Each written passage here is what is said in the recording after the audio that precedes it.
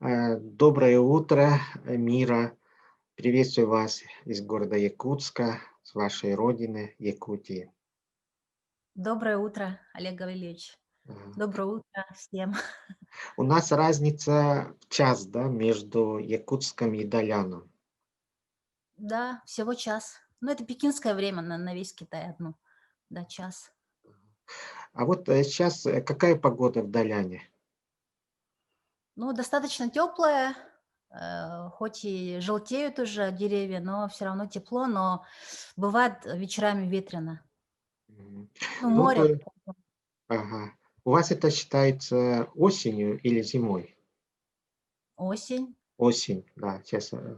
Ага. Вот вы живете в Даляне уже который год, получается? 16 с 2004 года. Ага. Я вот вас воспринимаю как человека, который связывает не только вот Далян, Якутск, но и в целом Китай, Якутию, Китай, Россию. Вы же представляете и организацию российско-китайской дружбы, вы представляете Сахадиаспору. Вот, Мира, пожалуйста, расскажите о вашей деятельности, такой общественной, вот именно вот части установления, развития связей между Китаем и Якутией. Но, знаете, я, наверное, сама свою судьбу не выбирала, а судьба выбрала меня, потому что я изначально родилась в российско-китайской семье. Вернее, у меня мама якутянка, родом из Нюрбы, Малакая, а отец был родом из провинции Цзилинь, город Чанчунь. Поэтому, ну вот изначально я в такой семье родилась, и мне поневоле приходилось быть мостом общения с детства. Мгм. Потому что у меня, например, папа настоящий китаец. Во время культурной революции он, ну, оказался, в Советском Союзе, и он очень плохо говорил по-русски. Ну, поскольку он никогда не учился, вот, ну, как вот мы, да, например, там в школе или в университете, у него не было просто возможности. Он оказался волею судеб, в Сибири, ну, в Якутии у нас, то есть, и полицейным оказался. И у него не было возможности учить язык, вот как нам это посчастливилось учить. Поэтому все-таки с детства я как-то старалась помочь отцу Мгм. в его нелегкой жизни, потому что, ну, он и не по-якутски не понимал, и по-русски очень многие вещи не понимал. И мне как-то, вот, не знаю, с детства вот эм, приходилось переводить. Мне мама вот рассказывает, что я в детстве сидела совсем, вот совсем ребенком еще, еле говорящим, но вот между мамой и папой и у меня интонация менялась. Когда я с мамой говорила по-якутски, у меня вот как-то один был, ну, как бы настрой, да, одна интонация. Когда я с папой говорила, уже совсем по-другому. То есть человек совсем менялся и, ну, становился более экстравертным, что ли. Это Все-таки, потому очень, что якуты более интровертны, а китайцы более экстравертны. да, это очень интересно. Вот, Мира, но он и учил вас китайскому языку К или сожалению, у пробудил него не было интерес? столько времени, он все время был на работе, то есть теплицей занимался, поскольку он же, ну, как бы полицейный, он не мог там заниматься какими-то вещами. Изначально он военный, но и он занимался черной работой, поэтому его все время не было. То есть китайский у меня был на уровне «иди сюда», «иди», там раз, два, три, четыре, пять, привет, здравствуйте. Ну, вот как-то вот очень бытовой. Ну А и вы он всегда освоили, ага, китайский а, язык освоили уже когда? В взрослой жизни? нет, уже взрослым человеком, потому что, ну, вот у меня была такая мечта освоить все-таки язык родной отца, потому что по первому образованию я переводчик английского языка. Тогда я не говорила, то есть у меня китайский был совсем нулевой. Ну, как это папа в детстве спрашивал, сколько ты получила, какую оценку получила на китайском языке, и все. Ну, на этом у нас, в принципе, диалог заканчивался. Я на китайском ему отвечала, сегодня четверка, сегодня пятерка, ну, вот как-то так. Но вы закончили Якутский государственный университет, факультет иностранных языков и решили уехать в Китай, продолжить обучение, да? Правильно? Да, правильно. Ну, на последних курсах ФИЯ я окончила кафедру перевода. У меня там были очень хорошие преподаватели. Это Руслан Юрьевич Скрыбыкин и Роман Ярославович Манзяк преподавали язык. В то время было очень сложно, но, тем не менее, мне посчастливилось на 4-м и 5-м курсах поработать в МВС в качестве ну, практиканта. Это мне очень многое дало под покровительством, под патронажем президентской какой-то был президентский грант. Там была Вера Ивановна Сидорова у меня начальником, и ее работа меня очень вдохновила. Мне захотелось заниматься международной деятельностью и в будущем, ну вот именно на более таком серьезном уровне. И после окончания, через год ну вот в 2003 году мы с моим супругом окончили СФУ, в то время ЕГУ, и потом приехали сюда, в Далянь, в Далянский университет иностранных языков. Вы Здесь училась закончили... вначале, да, здесь я второе получила высшее, уже международный бизнес, экономика с китайским языком на базе английского. То есть было очень легко учить китайский на базе английского уже. А вот, Мира, а вы сейчас представляете несколько русско-китайских журналов. Вот я вижу у вас за спиной журнал «Россия-Китай». Вот, пожалуйста, Да. расскажите вот, да, об этих журналах, о вашей работе в качестве представителя этих журналов в Китае. Ну да, быть представителем — это значит и искать интересных собеседников, переводить и редактировать материал. Вот, например, вот в 2020 году вот этот выпуск у нас был посвящен 70-летию Победы. Кстати, там ваша статья тоже есть. Хотела бы вручить Спасибо. вам журнал при встрече, когда эта вся пандемия закончится. Вот. Ну, журнал издается на 2 языках. И это все-таки, знаете, как раритет сейчас, потому что весь мир уже перешел на интернет, и в интернет перешел, и никто не читает лонгриды, как говорится, но это как, знаете, архив. Потому что, ну вот, в частности, ваша статья. Да, спасибо, да. Ага. Россия зарождалась в Якутии, вот тут видно. Михаил Ильич Николаев, да, Да, это наш первый почти президент. первый президент Якутии. И вообще, знаете, у меня в семье 3 настроя, да, и можно нас назвать николаевские дети, потому что мама нас всегда называла николаевские дети, и мой папа, китаец, очень уважал Михаила Ефимовича, потому что у нас, допустим, у всех жизнь связана именно вот с его Политикой, да? Наверное. политикой, проектами. Ну, например, у меня сестра скрипачка, первый набор в ВШМ, Высшей школы музыки в канадской деревне. Скрипачка, она сейчас в Канаде живет, в канадской деревне выросла, в канадской сейчас тоже как бы, да, в Канаде живет. И брат у меня в президентском хоре пел. То есть это все у нас как-то все взаимосвязано. И мы с мужем тоже были президентскими стипендиатами в свое время в университете. Поэтому, да, мы николаевские дети. Отлично, очень такое интересное выражение «николаевские дети». И, Мира, вот еще с вашим именем связано, вот как раз я вижу фотографию за вашей спиной. Это Пасоха в Якутске, но вы в Китае же организовали Пасохой, и который, в общем-то, тоже вошел как бы в книгу рекордов Гиннеса, по-моему, да, если я не ошибаюсь. Вот расскажите об этом проекте, как вы организовали в Китае Асохой. Вы знаете, ну, у меня в свое время был канал YouTube, да, вообще далекие годы, когда в Якутии не было интернета, доступа, то есть к внешнему интернету, а в Китае он был свободный, то есть не было никакого блока, поскольку я здесь училась в Китае и достаточно сильно уставала, ну, потому что иероглифы — это все-таки очень большая нагрузка, и я вот отдыхала, когда пела. Ну, поскольку я школу музыкальную закончила, ну, там, обычную, стандартную, да, в хатасах, и в оркестре якутских инструментов играла. И вот я создала этот канал YouTube, потом у меня заблокировали, а он назывался «У мира 2», «Ушканова мира», Ага. ну, да, «У мира».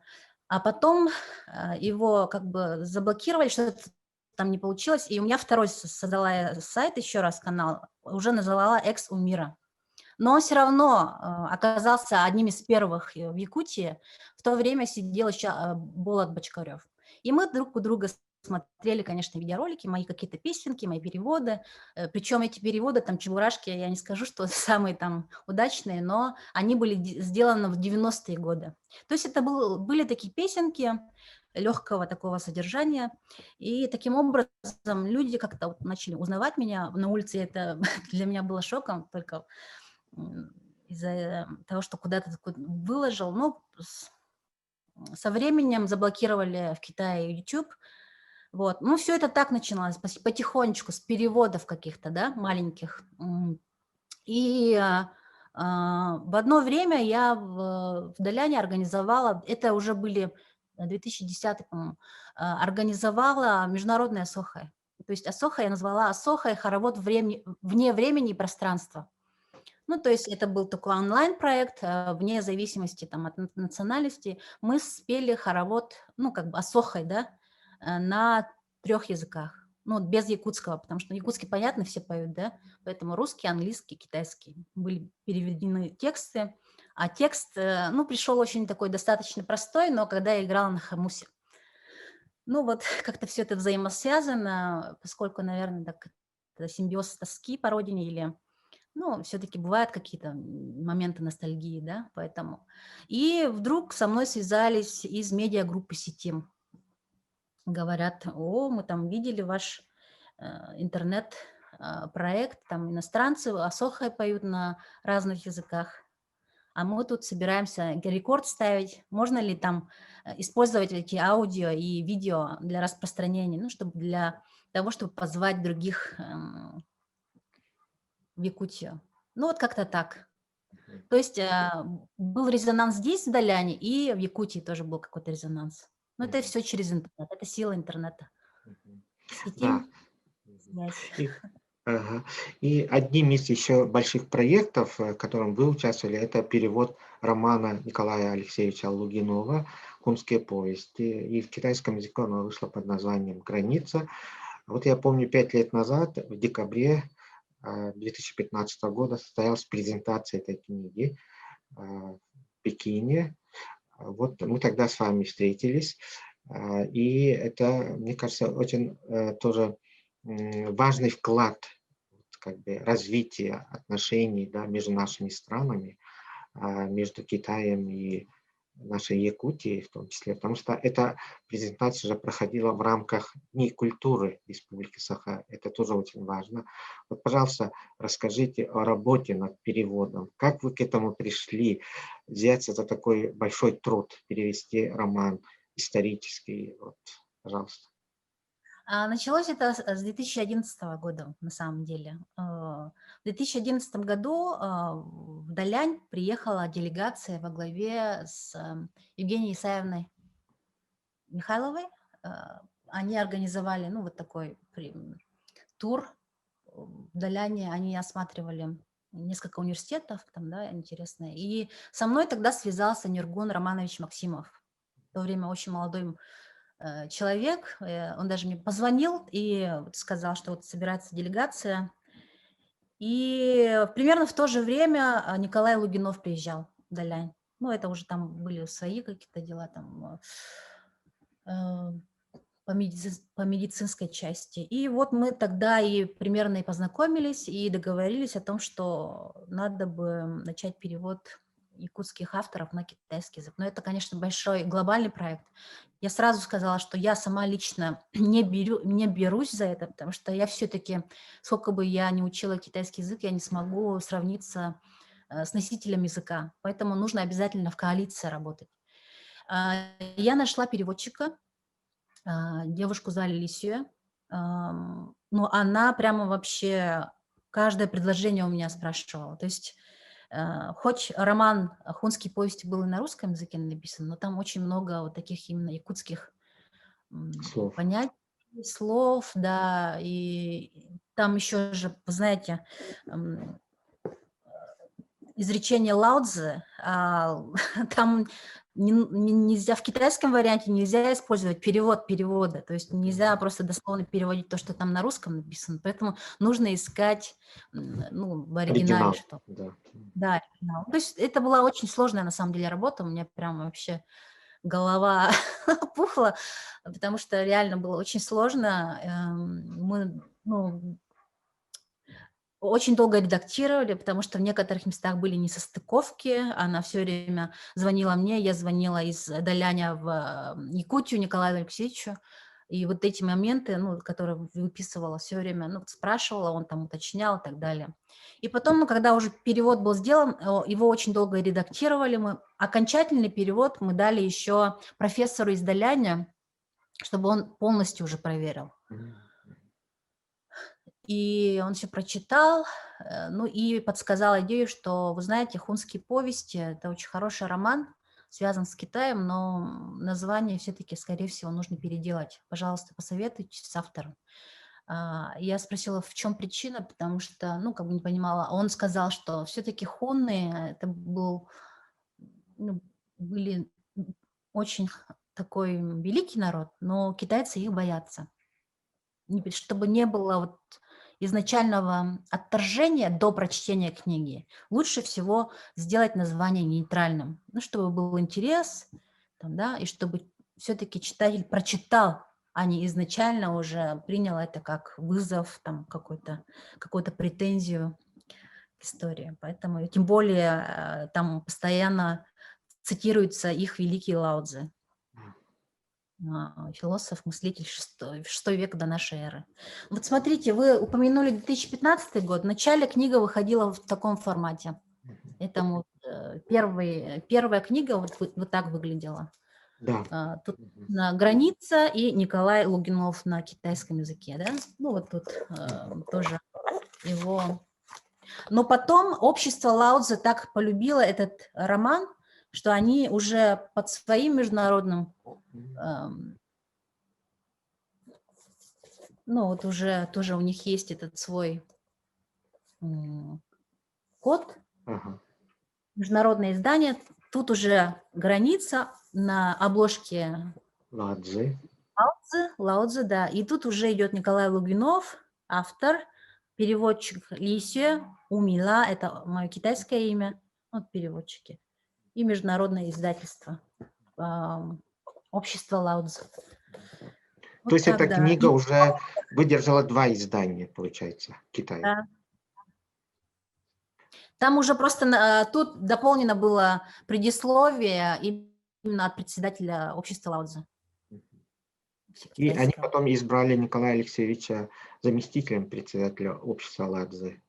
Да, заместителем председателя общества в России, а меня в Китае. Ну, как, поскольку я переводила, это все координировала.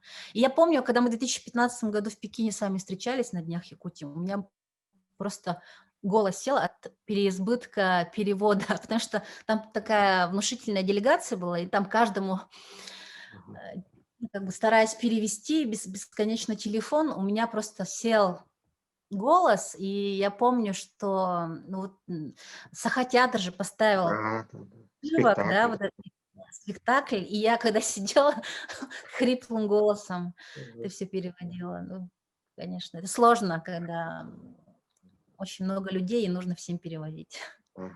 И потом вы же продолжаете вот эту работу.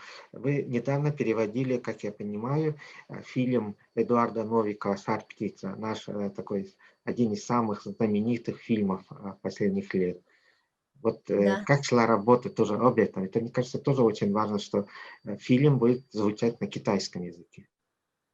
Ну, субтитры на китайском. Субтитрами. Ну, это еще Субтитры. лучше. чтобы сохранялся якутский язык, да, и картинка, и это. Работа была интересная. Ну, вначале черновой вариант, несколько черновых вариантов, потом уже идет интересный этап редакции. В этот раз редактором был как раз исполнительный директор общества Лао Цзы, Ю Гуаншан. Как раз вот он очень талантливый человек, вот, изобразивший канонический образ Лао Цзы. Его зовут Ю Гуаншан. Он хороший друг Николая Гинов, да? Да.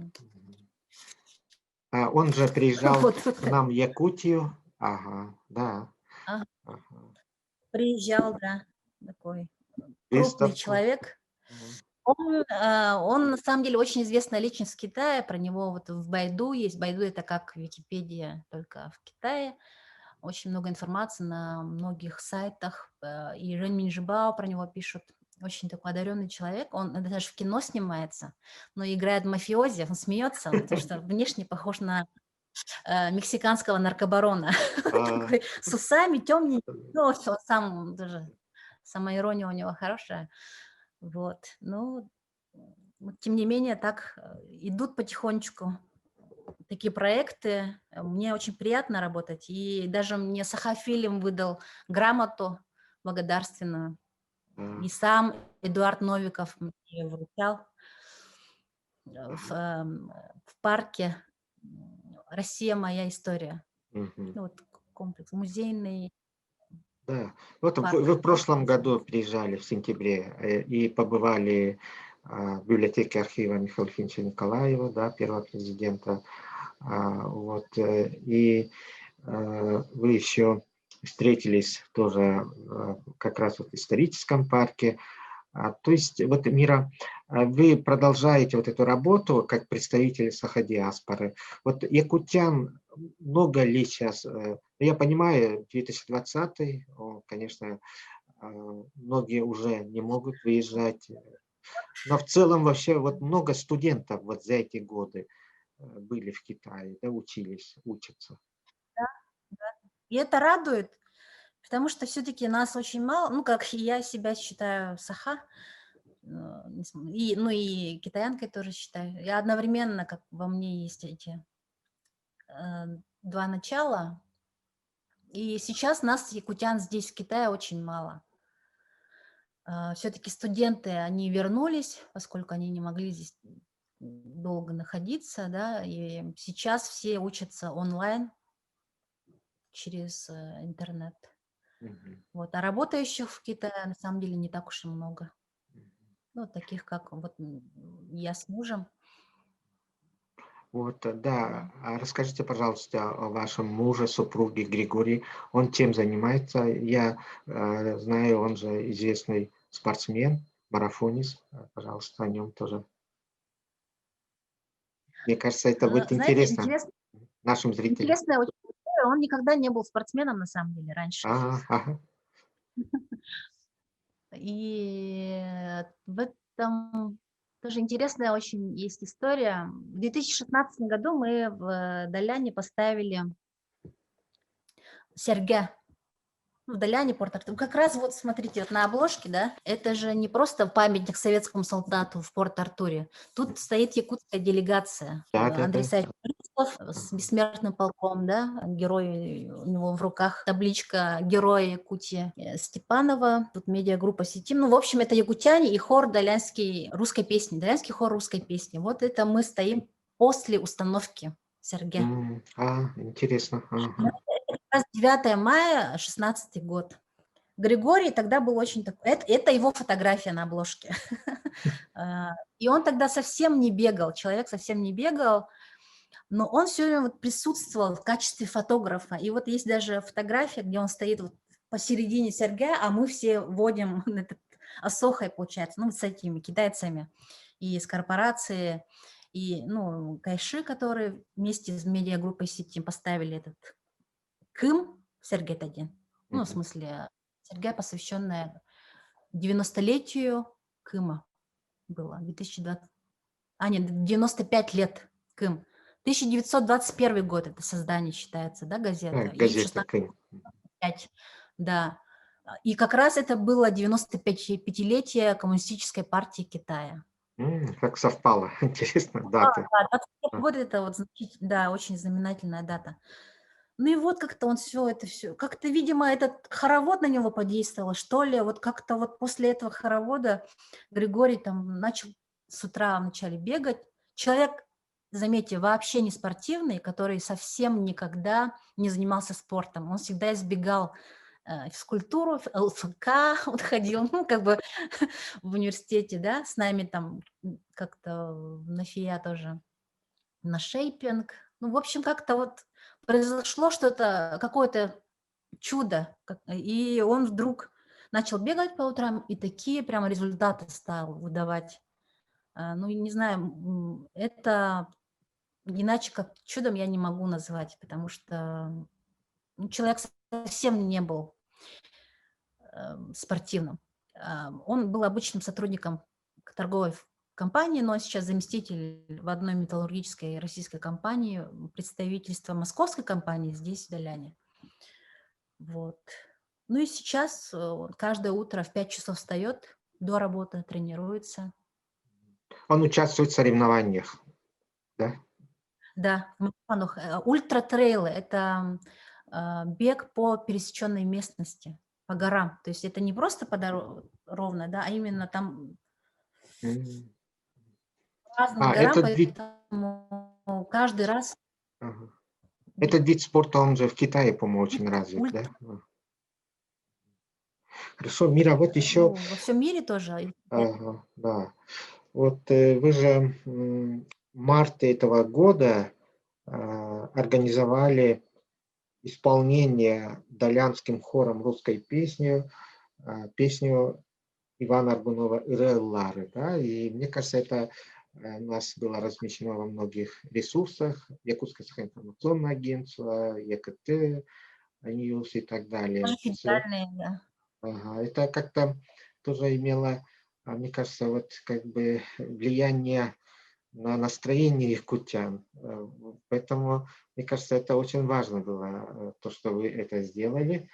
И вот как вообще Ну, так конечно, это получилось? было сделано идеально, потому что это бабушки, дедушки, сидя дома, записывали, и, ну, это редакцию они там не очень хорошо. Спето, конечно, не идеально, но смысл был сохранен, да. Сидя дома, они записывали каждый у себя. То есть не собирались вот так. До сих пор сейчас нельзя собираться. Мира, и как я понимаю, вы постоянно сотрудничаете с Далянским хором, и в прошлом году они исполнили песню «Якутяночка», а также участвовали в концерте, посвященном 70-летию установления дипломатических отношений между КНР и СССР. Пожалуйста, вот о вашем сотрудничестве с хором, Далянским хором, несколько слов. С Далянским хором русской песни я знакома давно, почти как сразу приехали мы в Далянь, мы уже были заочно знакомы с этим хором. Они исполняют песни русские и особенно любят песни советского периода. Это пожилые люди, которые в детстве видели солдатов советской армии, которые освобождали северо-восток Китая. Поэтому у них эта ностальгия осталась. И тем более во время культурной революции, когда отношения Советского Союза и Китая были испорчены, им нельзя было говорить на русском языке. Те, кто учил русский язык как первый иностранный язык в то время, к сожалению, не смогли в жизни использовать русский язык. Поэтому, когда они уже вышли на пенсию, когда уже стало можно, они вот сейчас в свободное время поют песни и говорят, что это им помогает быть молодыми и бодрыми. По их мнению, именно русская песня, дух русской песни поддерживал их. Именно солдат советской армии в трудных боях. Вот. И насчет якутяночки и других якутских песен, ну, они поют их тоже достаточно часто, давно, не только во время установки Сергея в 2016 году, но и до этого они пели, когда приезжали, например, из Якутии ансамбль «Нюрбакан» и другие коллективы якутские. Когда организовываются встречи, они всегда с радостью исполняют якутяночку на китайском языке. А в этом году, в 2020 году, сидя дома, они исполнили песню "Рыэллары", тоже на русском и на китайском языках. Вот, ну и они активные участники всех наших российско-китайских мероприятий. Они также танцевали наш якутский асохай. Я бы хотела еще сказать, что дружба Якутии и Китая началась не только во времена Советского Союза, но и гораздо раньше. Это началось еще во время русско-японской войны.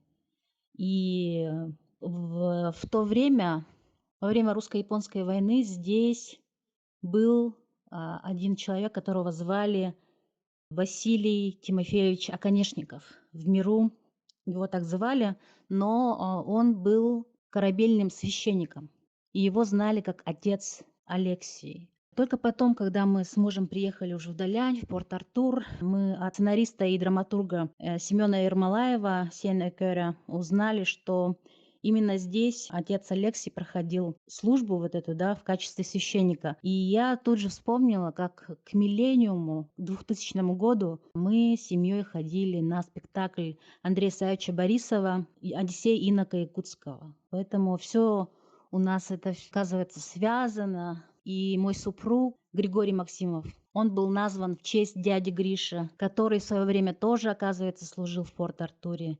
И мой отец мне порекомендовал поехать именно в Далянь, в Порт-Артур, поскольку он в свое время тоже здесь проходил военную службу. И мы вот такие какие-то судьбоносные, какие-то вот эти переломные моменты узнаем после. То есть это все-таки как-то все взаимосвязано. Как говорит президент фонда «Колымский проект», был очень тоже интересный такой проект, который в 2012 году был создан в одном журнале, который называется «Сакральные силы», да, Кистелянкюсь. Он был на обложке, вот Василий Иванович Оконешников тоже. На обложке была очень интересная фраза: «Вся Вселенная представляет собой натянутую рыболовецкую сеть, где на узлах записана вся информация нашей телесной и духовной жизни». Это была цитата Аржаковой-Ивановой. И вот эти мысли, это тоже очень интересно. Очень много у них кураторов этого фонда проекта, Колымский проект. С момента русско-японской войны до сегодняшних дней все это связывает Якутию и Китай, Далянь и Порт-Артур в частности. Уважаемый Олег Гаврилевич, я искренне вас благодарю за предоставленную возможность выступить и рассказать про прошлое, настоящее и возможное будущее китайско-российских, и в частности китайско-якутских отношений. Вообще мне очень нравится, когда материал отлеживается в архивах, и потом уже через некоторое время, через призму вот этого прошедшего времени появляется какая-то реакция от слушателей, интернет-зрителей и так далее. Поэтому я надеюсь, что наш сегодняшний разговор в будущем также будет иметь какое-то воздействие на будущее поколения. И очень хотелось бы, чтобы вот эти идеи, которые были заложены нашими предыдущими поколениями, влияли на нас и улучшались нами и распространялись по всему миру. Поэтому большое вам спасибо еще раз. И всем интернет-зрителям и всем слушателям я желаю всего самого наилучшего, добра и мира. Спасибо.